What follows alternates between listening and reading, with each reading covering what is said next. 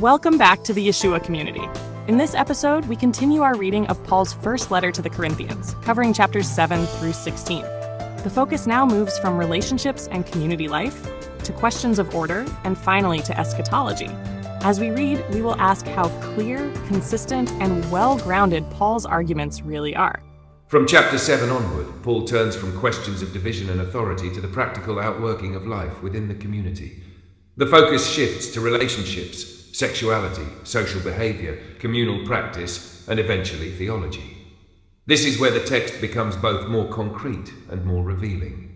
Because here, Paul's reasoning can be compared not only with itself, but also with the Tanakh and with the teachings of Yeshua in the Synoptic Gospels.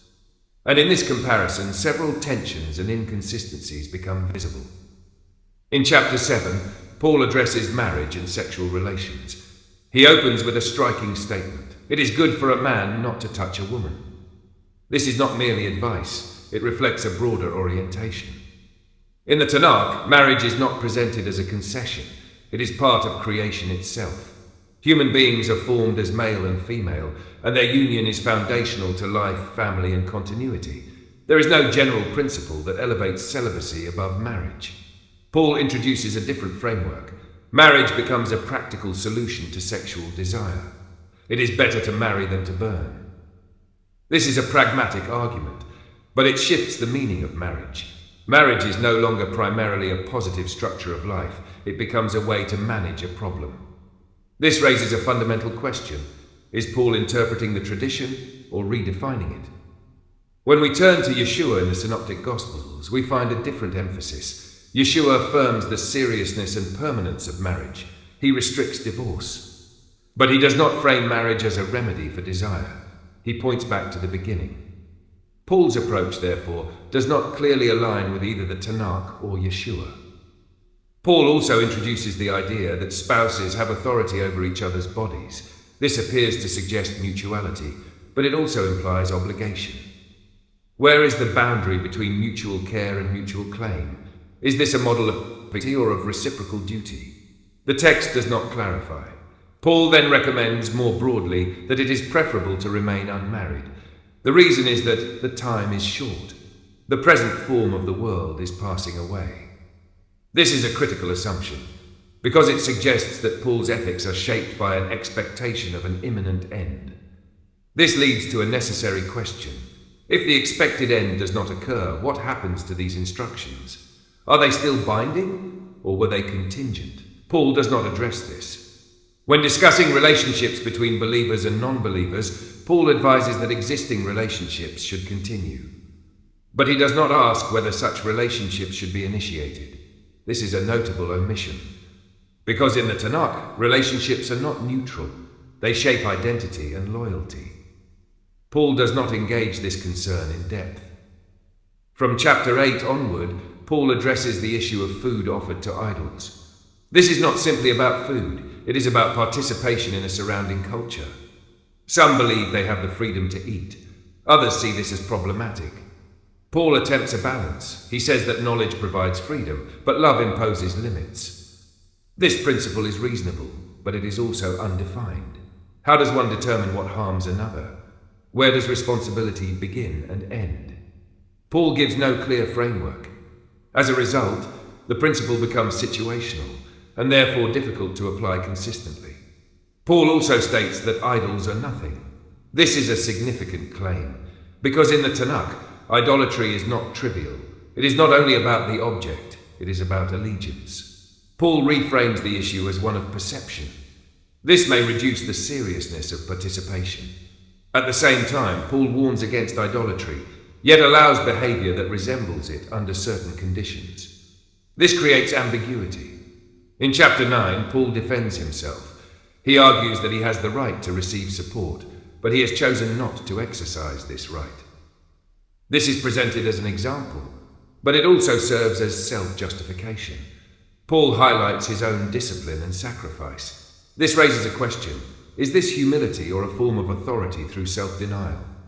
Paul then says, I have become all things to all people. This can be understood as adaptability, but it also raises a concern about consistency. If one adapts to all, what remains fixed? Is this flexibility or instability? In chapter 10, Paul returns to warnings. He draws from Israel's history, but the parallels are not always precise. Events from a specific covenantal context are applied broadly. This raises an interpretative question. Are these connections grounded or constructed? Paul uses these examples to warn against idolatry. But again, the application is not fully explained. At the same time, he maintains that one may eat if no one is affected, but not if someone is. This returns to the same unresolved issue. How is impact measured? No criteria are given. The ethical framework remains open.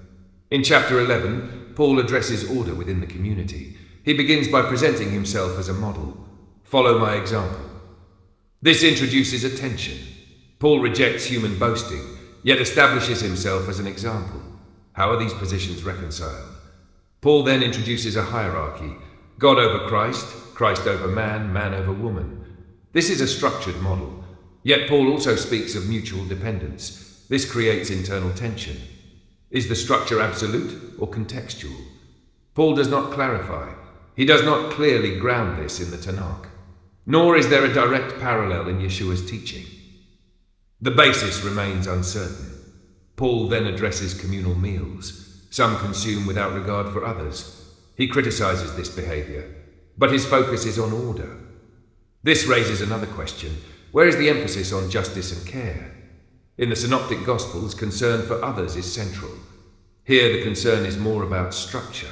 In chapters 12 and 13, Paul discusses what are called spiritual gifts. He uses the analogy of the body, many parts, one whole. This is a simple and effective image, but the concept of spiritual gifts suggests something extraordinary. In practice, Paul describes functions and roles. This resembles social organization more than supernatural distinction. Chapter 13 shifts into poetic language. Paul describes love, but not as emotion, as action, as conduct. The language is powerful, but it remains abstract. There are no clear definitions. The text inspires, but does not instruct in concrete terms. In chapter 14, Paul returns to practice. He addresses speaking in tongues. This is described as unintelligible speech directed to God. This raises a key question. What is this phenomenon? It has no clear foundation in the Tanakh, nor in Yeshua's teaching. It may reflect surrounding religious practices. Paul does not reject it, he regulates it. This is notable. He controls the behavior, but does not evaluate its origin. Paul emphasizes that speech must be understandable. This is a clear principle, but it is repeated rather than developed. At the end of the chapter, Paul states that women should remain silent. This conflicts with earlier statements. It lacks clear grounding in the Tanakh. And Paul refers to the law without specifying. This weakens the argument. In chapter 15, Paul turns to resurrection.